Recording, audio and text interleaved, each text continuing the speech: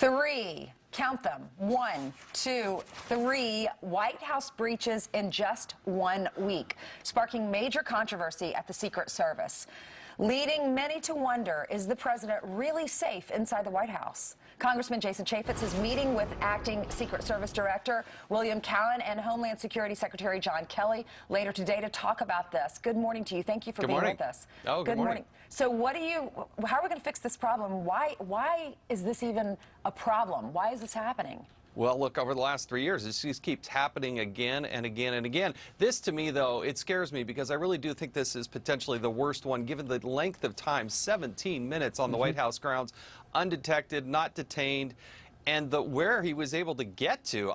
That can never, ever happen, and yet it happened again. With a backpack, right? And he got to the door?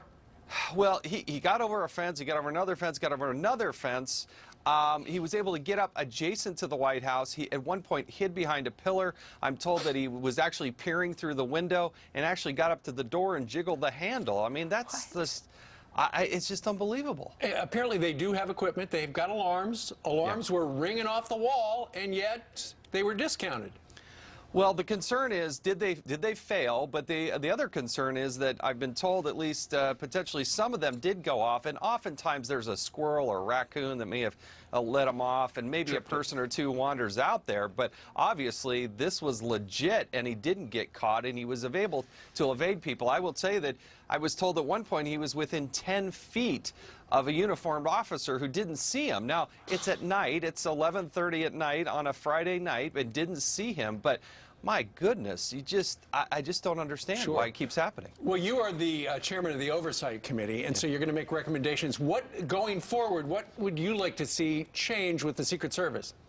Well, look, I think Secretary Kelly's doing the right thing. He actually went out there and walked the grounds himself. I think you're going to see some big changes. We're also looking at some major structural changes. They have a cyber mission as well as a protective detail mission. We're looking at separating out those missions, and maybe they should be housed in a different department. So all that's on the table as we explore what options we should do next. They seem to be a much more efficient organization from the outside perspective when they were on their own with Treasury as opposed to with Homeland Security, which is an unwieldy hodgepodge of very great people, but they haven't proven to be a homogenous working unit yet. This is too vital to continue to experiment. Are you going to, once and for all, recommend a spin-out? Well, we're looking really hard at that. We've got a bipartisan group that's actually exploring that. I think it's a very real possibility.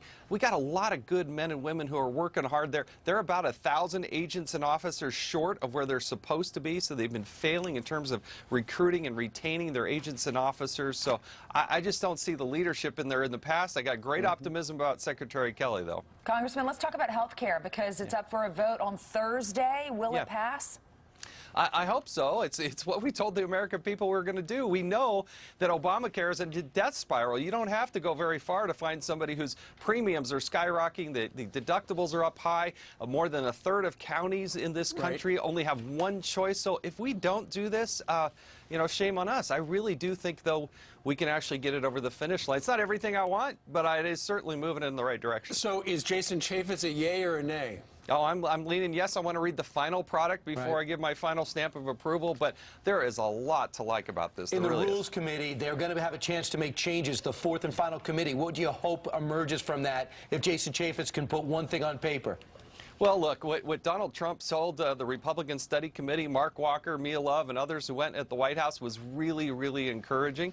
And so, look, I think making sure that if you have an able-bodied American who is going to get some of these benefits, then they have to have a work requirement. I think that's reasonable. I don't think that's, And so when we see that in black and white, I think that's a very reasonable thing to do. And capping what's going on in the states, cutting the deficit, providing more choice, and ultimately driving down premiums for people. That's what it's all about. That's big. Busy day, busy week. Chairman, thanks so much. Thank you. You. Texas Attorney